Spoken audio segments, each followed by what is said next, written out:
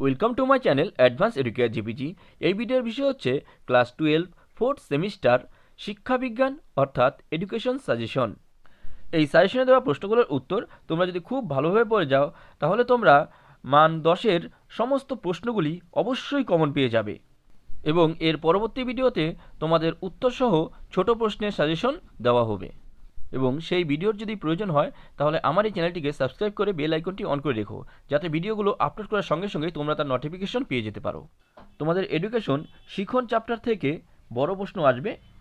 এই অধ্যায়ের সবচেয়ে গুরুত্বপূর্ণ প্রথম প্রশ্নটি হচ্ছে, আগ্রহ কাকে বলে?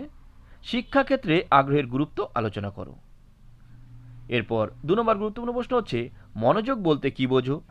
মনোযোগের নির্ধারক বা শর্তগুলি সংক্ষেপে আলোচনা করো। তবে এই প্রশ্ন একটু ঘুরিয়ে দিতে পারে যে মনোযোগ কাকে বলে, মনোযোগের বস্তুগত ও ব্যক্তিগত নির্ধারকগুলি কি কি।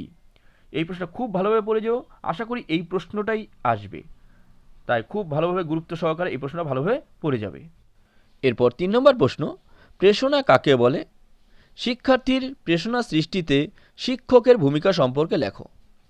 তবে এই প্রশ্ন একটু অন্যভাবেও আসতে পারে যে প্রেরণা কাকে বলে, প্রেরণা চক্রের বর্ণনা দাও, প্রেরণার শিক্ষাগত গুরুত্ব লেখো।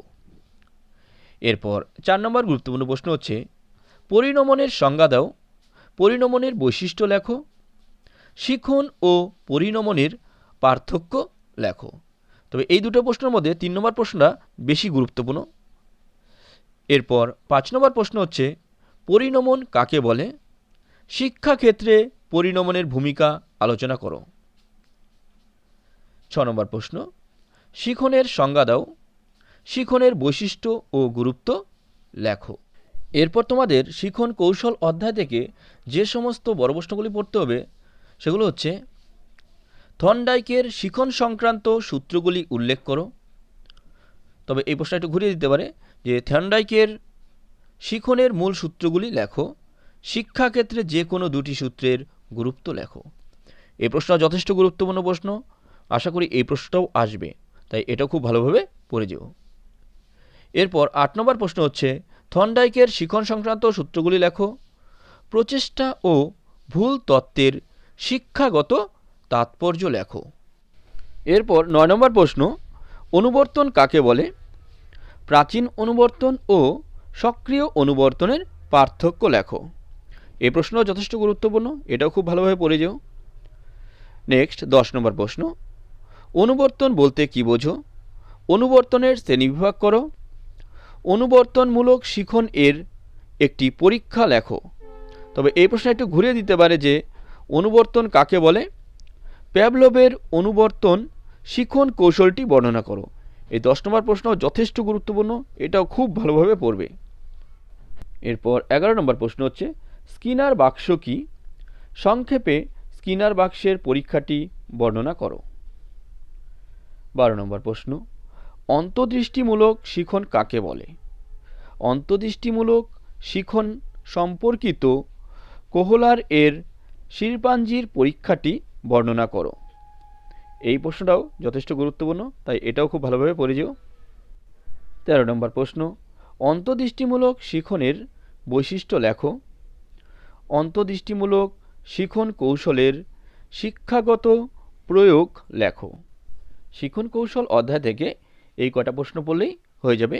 এরপর তোমাদের বুদ্ধি, সৃজনশীলতা ও ব্যক্তিত্ব অধ্যায় থেকে যে সমস্ত গুরুত্বপূর্ণ প্রশ্নগুলি পড়তে হবে সেগুলো হচ্ছে, বুদ্ধি কাকে বলে?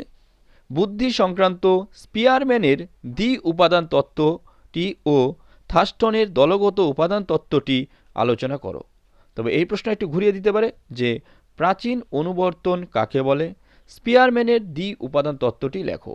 এই প্রশ্নটা খুব গুরুত্বপূর্ণ, আশা করি এই প্রশ্নটাও আসবে। এরপর 15 নম্বর গুরুত্বপূর্ণ প্রশ্ন হচ্ছে, বুদ্ধি কাকে বলে? বুদ্ধির বৈশিষ্ট্য উল্লেখ করো। সাজেশনের 16 নম্বর প্রশ্ন হচ্ছে, সৃজনশীলতা বলতে কী বোঝো? শিক্ষায় সৃজনশীলতার গুরুত্ব বা বৈশিষ্ট্য লেখো। 17 নম্বর প্রশ্ন, ব্যক্তিত্ব কাকে বলে? ব্যক্তিত্ব গঠনের জিনগত ও পরিবেশগত উপাদানগুলির ভূমিকা লেখো। 18 নম্বর প্রশ্ন, ক্ষমতা কাকে বলে? থার্স্টনের বহু উপাদান তত্ত্বটি লেখো। এরপর শিক্ষায় রাশিবিজ্ঞান অধ্যায় থেকে রাশিবিজ্ঞানের যে সমস্ত প্রশ্নগুলি তোমাদের পড়তে হবে সেগুলো হচ্ছে 1 নম্বর, রাশিবিজ্ঞান বলতে কী বোঝো? রাশিবিজ্ঞানের উপযোগিতা লেখো। 2, পরিসংখ্যা বিভাজন কাকে বলে? এর গুরুত্ব লেখো। পরিসংখ্যা এবং শ্রেণী ব্যবধান উদাহরণসহ ব্যাখ্যা করো। 3 নম্বর প্রশ্ন, লেখচিত্র কাকে বলে? লেখচিত্রের মাধ্যমে উপস্থাপনের সুবিধা ও অসুবিধা লেখো।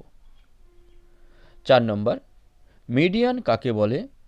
মিডিয়ানের সুবিধা ও অসুবিধা লেখো। এরপর 5 নম্বর প্রশ্ন হচ্ছে, রাশিবিজ্ঞানের আলোচনায় ব্যবহৃত নিম্নলিখিত শব্দগুলির অর্থ আলোচনা করো।